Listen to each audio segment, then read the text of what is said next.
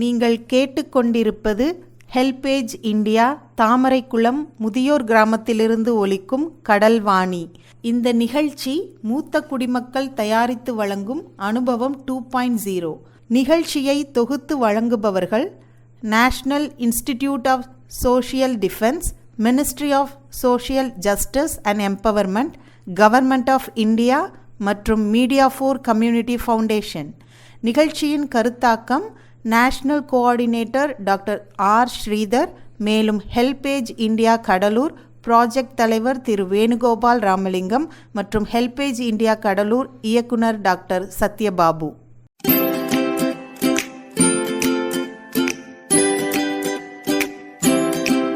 தந்தனத்தம் என்று சொல்லியே தந்தனத்தம் என்று சொல்லியே வில்லினில் பாட, ஆமா வில்லினில் பாட வந்துடுச்சு கடல்வாணியே.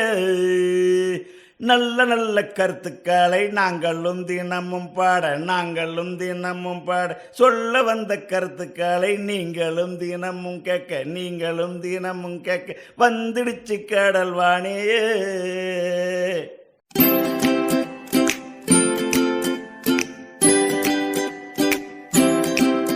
நேயர்களே, நம்முடைய அனுபவம் 2.0 நிகழ்ச்சியில் தற்பொழுது திரு தண்டாயுதபாணி அவர்கள் உங்களுக்காக ஒரு பாடல் பாடவிருக்கிறார்.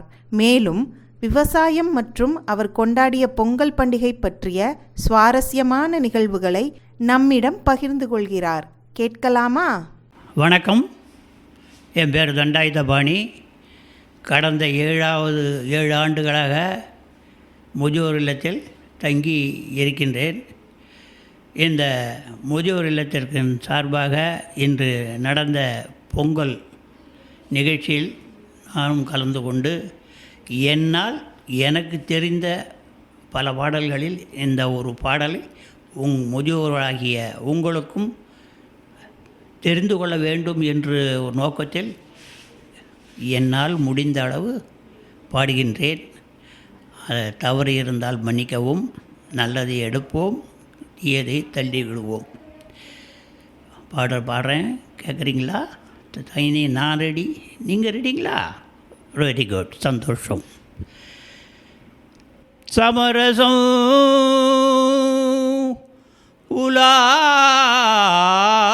உலாவும் இடமே நம் வாழ்வில் காணா சமரசம் உலாவும் இடமே, நம் வாழ்வில் காணா சமரசம் உலாவும் இடமே.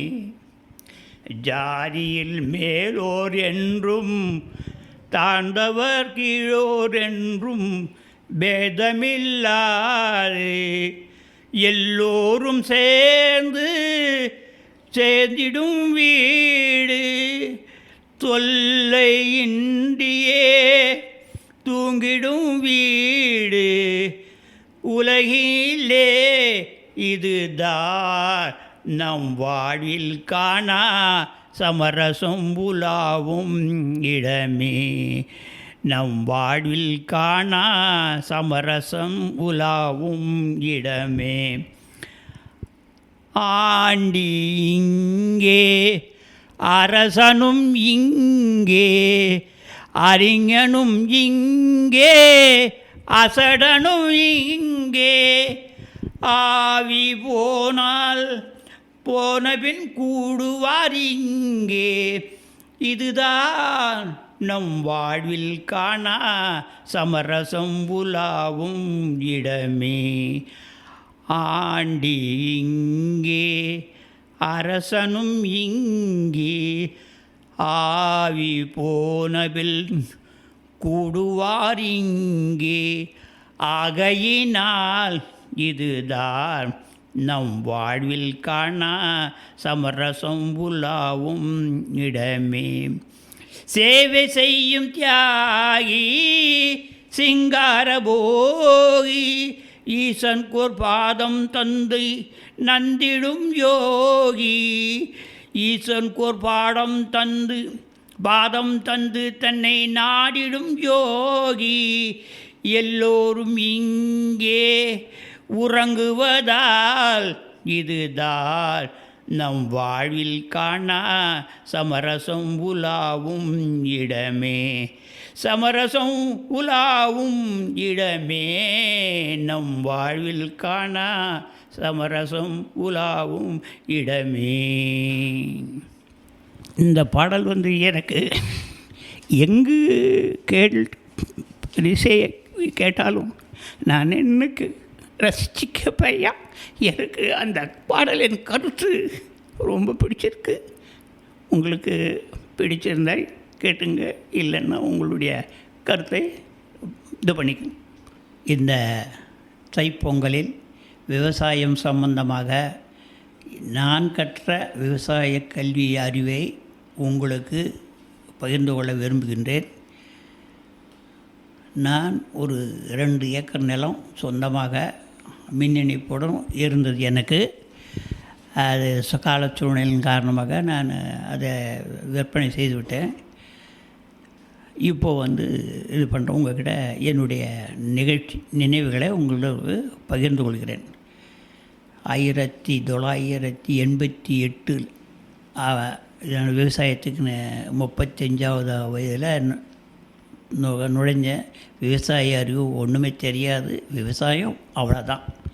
அப்புறம் அங்கங்கே படிப்படியாக போய் விவசாய அதிகாரிகள் மற்றும் மற்ற அவரை சார்ந்தவர்கள் சொல்லும் அறிவுரையும் மற்றும் கிராமத்தில் உள்ள அனுபவம் வாய்ந்த கிராம பெரியவர்கள், கூலி தொழிலாளி, விவசாய தொழிலாளிகள் அவர்களுடைய அறிவுரையை கேட்பேன், சொல்லுவாங்க. கேட்டு அப்படி நான் கொஞ்சம் கொஞ்சமாக நல்லா வந்து ஒரு முற்போக்கு விவசாயியாக வந்துட்டேன்.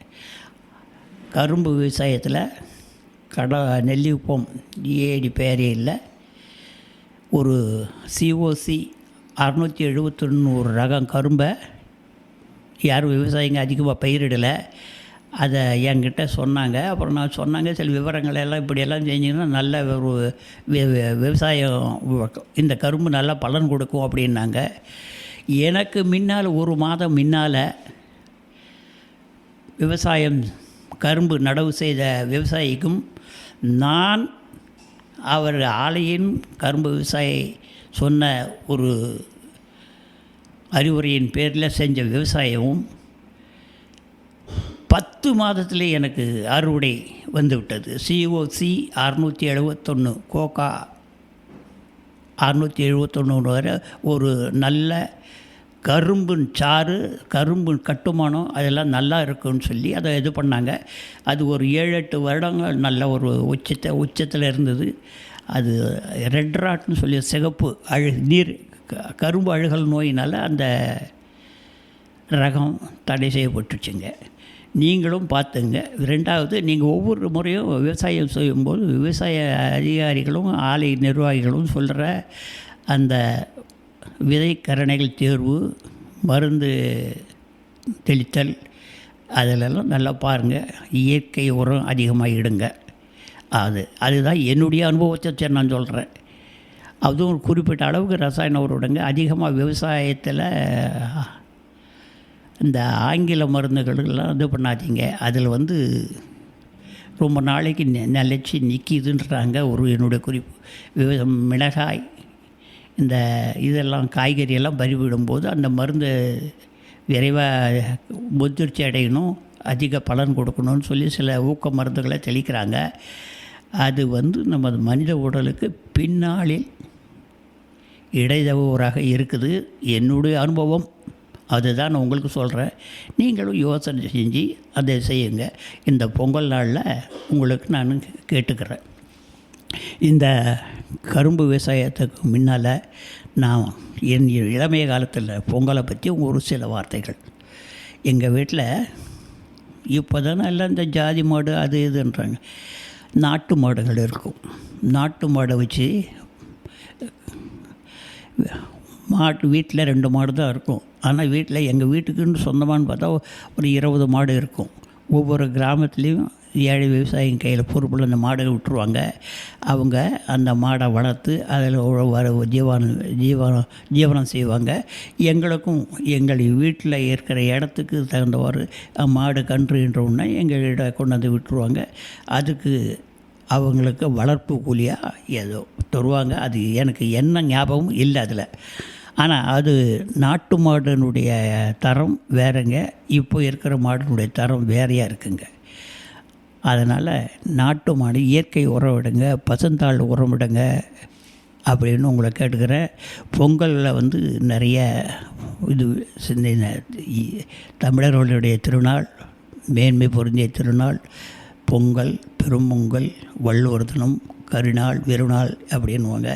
ஆற்றுத் திருவிழா அன்று எங்கள் ஊரில் பக்கத்தில் கன்றக்கோட்டைன்ற ஒரு பகுதி இருக்குது.